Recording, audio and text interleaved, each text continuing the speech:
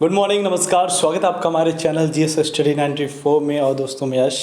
तो दोस्तों बता दें कि ये जनसत्ता के मुख्य पृष्ठ का एडिटोरियल है, जिसे आप संपादकीय के नाम से भी जानते हैं। तो आज का जो है विषय बहुत ही इंटरेस्टिंग होने वाला, क्योंकि बार बार पॉलिटिक्स से रिलेटेड चीज़ों को पढ़ पढ़ के एकदम माथा गर्म हो गया। वो उनके ऊपर आरोप लगा रहे हैं, वो उनके ऊपर आरोप लगा रहे हैं, यही सारी चीज़ें चल रही हैं। उसे बता दें, भारत जैसे देश की जो स्थिति है इस समय सामान्य है, अच्छी तरह से चल रही हैं। यदि कुछ लोग हैं ये कह रहे हैं कि भविष्य में तमाम तरह के संकट आ सकते हैं, तो मैं आपको बता दूं संकट किस देश में नहीं है। देखिए, जब तक आपके सामने चुनौतियाँ होंगी तभी तक आप समझिए कि आप जिंदा हैं। पर यदि चोरियां हो रही हैं देश में, भ्रष्टाचार हो रहे हैं, मतलब मैं भ्रष्टाचार जैसे शब्दों को बताऊं, जब बड़े बड़े नेता मतलब छल कपट करते हैं, योजनाओं परियोजनाओं का पैसा गबन कर देते हैं, ठीक है, पब्लिक का पैसा खा जाते हैं, तो यही सारी चीज़ें होती हैं भ्रष्टाचार, जिसे आप कहते हैं क्या कहते हैं, याद नहीं आ रहा है। चलिए जो भी हो, तो भ्रष्ट लोगों के द्वारा गलत कार्य किया गया ये भ्रष्टाचार कहलाता है, जिसे आप स्कैम कहते हैं। याद आ गया नाम, स्कैम, ठीक है। तो चलते हैं आगे आज नया विषय के साथ, जिसे लिखा योगेश कुमार गोयल जी ने। और आज का जो विषय है वो है पर्यावरण संकट और अक्षय ऊर्जा। तो इस पर बात करने की आवश्यकता है इसलिए क्योंकि दोस्तों आपको बता दें, चलिए आगे देख लेते हैं उस चीज़ को। आधुनिक जीवन शैली का अविभाज्य अंग बन चुकी ऊर्जा का सीधा संबंध पर्यावरण से है। ऊर्जा से ही विकास के द्वार खुलते हैं, इसलिए ऊर्जा पर ही अब हमारा समस्त जीवन निर्भर है। ऊर्जा के बिना आधुनिक सभ्यता की कल्पना भी नहीं की जा सकती। लेकिन चिंताजनक स्थिति यह है कि दुनिया भर में अब जिस कदर ऊर्जा के परंपरागत स्रोतों का अंधाधुंध दोहन किया जा रहा है, उसे देखते हुए विशेषज्ञ आशंका जता रहे हैं कि अगर ऊर्जा के पारंपरिक स्रोत खत्म हो गए या मांग के मुकाबले ऊर्जा की उपलब्धता बेहद कम रह गई तो क्या होगा, तब आधुनिक सभ्यता का विकास कैसे होगा। इसी चिंता को समझते हुए पिछले कुछ समय से ऊर्जा के ऐसे गैर परंपरागत स्रोतों को अपनाने की ओर तेज़ी से कदम बढ़ाए जा रहे हैं, जो पर्यावरण हितैषी होने के साथ साथ ऊर्जा के टिकाऊ और नष्ट न होने वाले स्रोत भी हों। दरअसल अब तक कोयला, गैस, पेट्रोलियम जैसे ऊर्जा के जिन परंपरागत साधनों का उपयोग किया जा रहा है वे पर्यावरण के लिए बहुत खतरनाक साबित ही हो रहे हैं। तो आपको बता दें दोस्तों, जो पृथ्वी है, जो उसके गर्भ में तमाम तरह के, गर्भ का मतलब होता है जो पृथ्वी के नीचे अंदर हैं, तमाम तरह के खनिज संसाधन मौजूद हैं। पर कुछ ऐसी बड़ी बड़ी कंपनियां हैं, कुछ ऐसे देश हैं जो उनका दोहन इतना बुरी तरह से कर रहे हैं कि आपको जितनी आवश्यकता हो, यदि आप उतना ही ले रहे हैं पृथ्वी के गर्भ से, तो एक सामंजस्य जो होता है, जो एक रिकन्सिलेशन होता है, वो बना रहता है। इससे किसी प्रकार की समस्या किसी को नहीं आएगी। पर दोस्तों, जब इसका दोहन एक बड़े व्यापक पैमाने पर होने लगता है तो तमाम तरह की चीज़ें हमारे विरुद्ध होने लगती हैं। कहीं भूकंप आएगा तो कहीं सुनामी आएगी, तो कहीं ज्वालामुखी फट जाएगा, कहीं बादल फट जाएगा, कहीं धरती खिसक जाएगी, कहीं लैंडस्लाइड आ जाएगा, भूस्खलन आ जाएगा। ऐसी तमाम तरह की विकृतियाँ स्टार्ट हो जाती हैं और इसके जो है पूरी तरह से जिम्मेदार मानव ही हैं। तो जब तक ये इस तरह का लोभ रहेगा, ठीक है, विकास के नाम पर जिस तरह से आज पृथ्वी का दोहन किया जा रहा है, जब तक ये सारी चीज़ें रहेंगी, यदि आप सोच रहे हैं आप आधुनिक सभ्यता को जन्म दे रहे हैं तो आप गलत हैं। आप आधुनिक सभ्यता को नष्ट करने की कगार पे हैं। यदि नहीं समझ में आ रहा तो कोरोना एक उदाहरण है, उसको देख लीजिए। आपने तमाम तरह के बड़े बड़े एटॉमिक हथियार बनाए, ठीक है, कि एक बार मारेंगे तो एक देश ख़त्म हो जाएगा, पर आपने ऐसा कभी भी कोई वैक्सीन, कोई दवा नहीं बनाया, या इस तरह का कोई प्रतिभाशाली वैज्ञानिक डॉक्टर नहीं बनाया कि कल को कोई बड़ी बीमारी आ जाए तो उससे हमारे देश को, अपने पृथ्वी को कैसे बचाया जाए। ये हमारी कमियां हैं, नाकामियां हैं, जो पूरी दुनिया के सामने दिख रही हैं। सब लोग बस बम बारूद बनाने में जुटे हुए हैं, मानव समाज को बचाने के लिए कोई नहीं है। धरती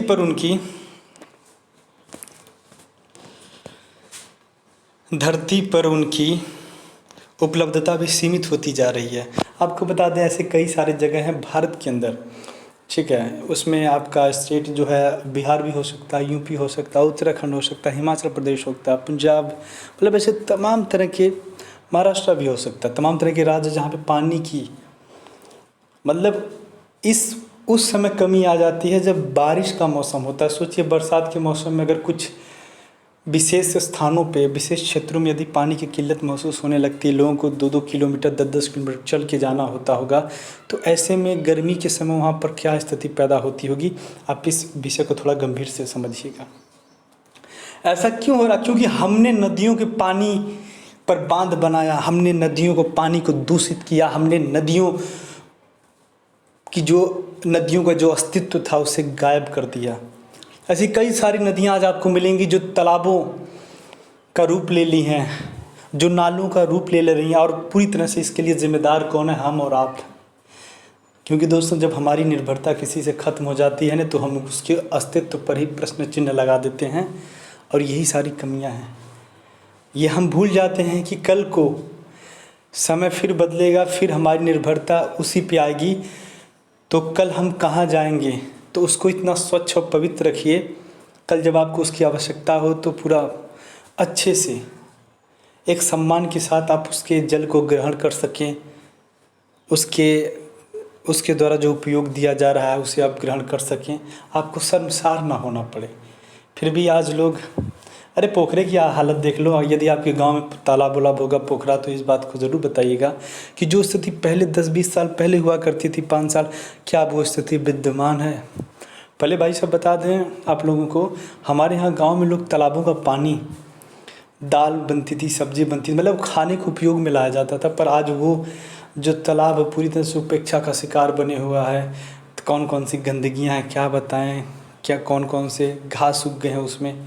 आज लगता ही नहीं कि तालाब नहीं, गढ़ई उड़ई हो, छोटा सा, गढ़ई का मतलब छोटा सा जो क्षेत्र होता है। तो इसकी कौन है? हम ही आप है ना। जलवायु संकट, मौसम का साल दर साल बिगड़ता मिजाज, घटते वन जैसी गंभीर पर्यावरणीय समस्याओं की जड़ में काफ़ी हद तक ऊर्जा के परंपरागत स्रोतों का बड़ा योगदान है। यही कारण है कि अब दुनिया भर में कई देश अच्छा ऊर्जा के ऐसे विभिन्न स्रोतों और तकनीक को विकसित करने और अपनाने के लिए प्रयासरत हैं, जिनसे न केवल पर्याय ऊर्जा प्राप्त हो सके बल्कि ग्रीन हाउस गैसों का उत्सर्जन न्यूनतम हो और पर्यावरण संरक्षण में भी बड़ी मदद मिले। अच्छा ऊर्जा, ग्रीन हाउस की बात किया जाए, अच्छे ऊर्जा का अर्थ है ऊर्जा के ऐसे स्रोत जिनका कभी क्षय नहीं होता। ठीक है, तो यदि आपसे पूछे तो कोई डेफिनेशन पूछे कि अच्छा ऊर्जा क्या है, तो आप बताइएगा ऊर्जा के ऐसे स्रोत जिनका कभी क्षय नहीं होता अथवा उनका नवीकरण होता रहता है। दरअसल प्रकृति ने ही हमें ऊर्जा के ऐसे स्रोत प्रदान किए हैं जिनका उपयोग कर विभिन्न देश अपनी अपनी ऊर्जा ज़रूरतों को काफ़ी हद तक पूरा कर सकते हैं। सौर ऊर्जा, पवन ऊर्जा, जल विद्युत ऊर्जा, ज्वार भाटा से प्राप्त बायोमास, जैव ईंधन इत्यादि अक्षय ऊर्जा के ऐसे प्रकृति प्रदत्त महत्वपूर्ण साधन हैं। अक्षय ऊर्जा के विकास को लेकर जागरूकता अभियान चलाने के उद्देश्य वर्ष 2004 में केंद्र सरकार ने अक्षय ऊर्जा दिवस की शुरुआत की थी। प्रदूषणकारी और सीमित मात्रा में उपलब्ध पारंपरिक ऊर्जा स्रोतों के बजाय अब अक्षय ऊर्जा से ही ऊर्जा ज़रूरतें पूरी करने के लिए देश के विभिन्न हिस्सों में सौर ऊर्जा परियोजनाएं भी स्थापित की जा रही हैं।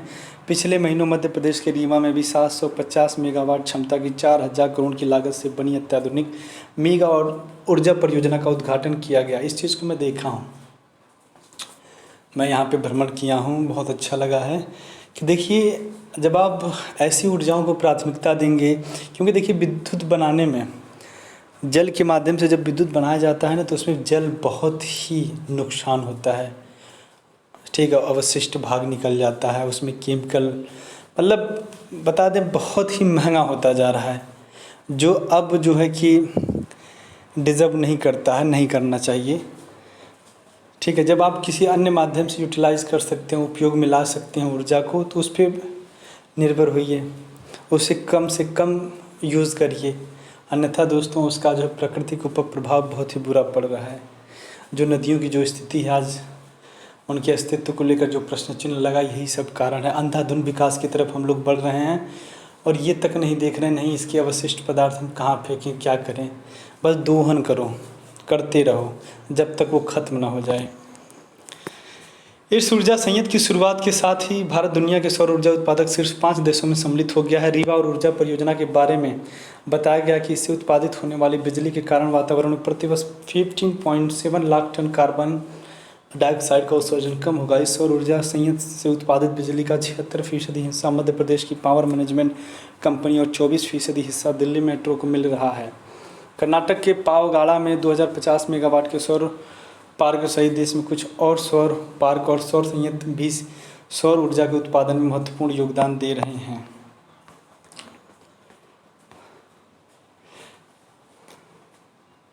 आज के प्रदूषित माहौल में कोयले और जल से प्राप्त होने वाली बिजली पर निर्भर रहने के बजाय देश को ऐसे ही सौर संयंत्रों और सौर पार्कों की अत्यधिक आवश्यक भी है। दरअसल सौर ऊर्जा न केवल भरोसेमंद है बल्कि शुद्ध और सुरक्षित है। यदि आपको कभी भी ऐसे लिखने का मौका मिले और भेद कहने को कहा जाए, ठीक है, सौर ऊर्जा और जो जल विद्युत ऊर्जा होती है, तो उसमें सबसे जो पहली प्राथमिकता होगी आप किसको देंगे? सौर ऊर्जा को देंगे, क्योंकि ये दोस्तों सुरक्षित है, शुद्ध है। इससे पर्यावरण को, देखिए हर एक चीज़ से नुकसान होता है पर उतना नहीं होता है जितना होना चाहिए। जितना जल विद्युत से होता है उतना नहीं होगा, ठीक है। विद्युत बनाने में जल के माध्यम से जब उपयोग में लाया जाता है तो बहुत ही नुकसान होता है अन्य जीव जंतुओं को भी। तो इस पर आप थोड़े से सकारात्मक पक्षों को वरीयता दीजिएगा। कुछ ऐसे इसमें हैं पक्ष जिसको आप उसमें डाल सकते हैं। सौर ऊर्जा को इसलिए भरोसेमंद, शुद्ध और सुरक्षित माना जाता है क्योंकि सूर्य अनंत काल तक ऊर्जा का स्रोत बना रहेगा। जल और कोयले से बनी बिजली न तो देश को आत्मनिर्भर बनाने में सहायक हो सकती है। अब जब जल और कोयले से जब आप बिजली बनाएंगे तो कोयला कहाँ होता है? कोयला पृथ्वी के गर्भ में होता है। तो कोयले का आप जो दोहन कर रहे हैं निकाल के बिजली पैदा करने के लिए, तो उसका प्रभाव तो पर्यावरण पे पड़ेगा। जब पर्यावरण पे पड़ेगा तो इंसानों पे पड़ेगा। अब इंसानों पे पड़ेगा तो धीरे धीरे पृथ्वी खत्म होने लगेगी। न ही पर्यावरण संरक्षण में इसके लिए जरूरी है विकिरण और प्रदूषण के खतरों से रहित स्वच्छ और किफ़ायती ऊर्जा का उत्पादन, जिसमें भारत इस दिशा में बढ़ रहा है। दुनिया भर में बिजली उत्पादन के लिए ताप बिजली घरों में कोयला, गैस इत्यादि को जलाकर पानी गर्म करके उत्पन्न की जाने वाली भाप से ऊष्मीय ऊर्जा का इस्तेमाल कर प्रमुख टरबाइन चलाए जाते हैं। भाप बनाने के लिए पानी को उच्च तापमान पर गर्म किया जाता है, जिसके लिए कोयला, सौर ताप, एटमी गर्मी, कचरा और जैव ईंधन उपयोग किया जाता है। कई देशों में अभी भी बिजली पैदा करने के लिए भाप से चलने वाली टरबाइन का ही उपयोग किया जाता है, लेकिन मुश्किल यह है कि ताप बिजली घरों में भाप पैदा करने के लिए कोयला, कचरा और अन्य प्रकार का ईंधन जलाने से पर्यावरण को भारी क्षति पहुंचती है। साथ ही कोयला या अपशिष्ट जलाने के बाद बचने वाले अवशेषों के निपटारे का बड़ा संकट बना रहता है। इन्हीं पर्यावरणीय खतरों को देखते हुए अब बिजली पैदा करने के लिए सौर ऊर्जा और पवन ऊर्जा जैसे अक्षय ऊर्जा के अन्य स्रोतों को विशेष महत्व दिया जा रहा है। दुनिया भर में वायु प्रदूषण अब एक बड़े स्वास्थ्य संकट के रूप में उभरा है। इसका बड़ा कारण ताप बिजली घरों से उत्सर्जित होने वाली गैसें और राख है। इसलिए आज स्वच्छ वातावरण के लिए कोयला आधारित ताप बिजली घरों के बजाय स्वच्छ और हरित ऊर्जा, क्लीन और ग्रीन एनर्जी को पूरी दुनिया को ज़रूरत है। पर्यावरण संरक्षण की दृष्टि से पश्चिमी देशों ने भी अब चरणबद्ध तरीके से कोयले से चलने वाले बिजली घरों को बंद कर अक्षय ऊर्जा से बिजली बनाने की दिशा में तेज़ी से काम शुरू कर दिया है।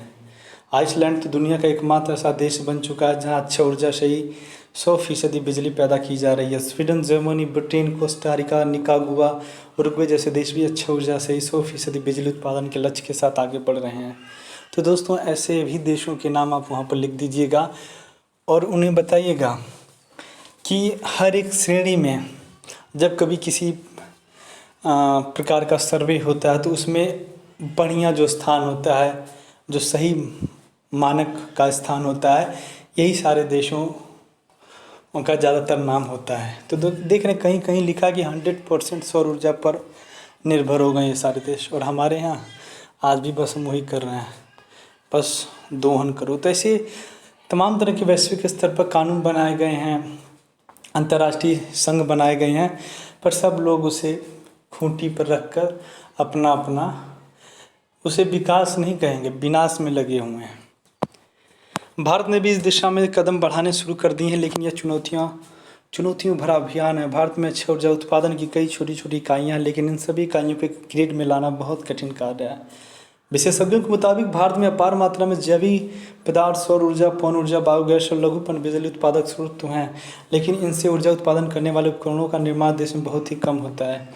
ऐसे अधिकांश उपकरण आयात किए जाते हैं, जिससे बिजली उत्पादन की लागत काफ़ी बढ़ जाती है। इसलिए देश को अच्छे ऊर्जा उत्पादन के मामले में आत्मनिर्भर बनाने के लिए बेहद ज़रूरी है कि देश के भीतर इन उपकरणों के बृहद स्तर पर निर्माण की व्यवस्था हो। पिछले कुछ वर्षों में भारत में सौर ऊर्जा उत्पादन की क्षमता कई गुना बढ़ चुकी है। पवन ऊर्जा के उपयोग से ऊर्जा ज़रूरतों को पूरा करने की पहल 1986 में शुरू हुई थी। उसके बाद से पवन ऊर्जा उत्पादन की क्षमता काफ़ी बढ़ी है। चीन, अमेरिका और जर्मनी के बाद भारत अब पवन ऊर्जा उत्पादन के मामले में चौथे स्थान पर है। फिलहाल देश में करीब 37,000 मेगावाट पवन ऊर्जा उत्पादन हो रही है। जिस प्रकार देश में अच्छी ऊर्जा की ओर तेज़ी से कदम बढ़ाए जा रहे हैं, उससे लगता है कि अगले कुछ दशकों में देश की कोयला, गैस इत्यादि प्रदूषण पैदा करने वाले स्रोतों से ऊर्जा पर निर्भरता काफ़ी कम हो जाएगी। तो दोस्तों, आज के लिए इतना ही। नमस्कार, धन्यवाद।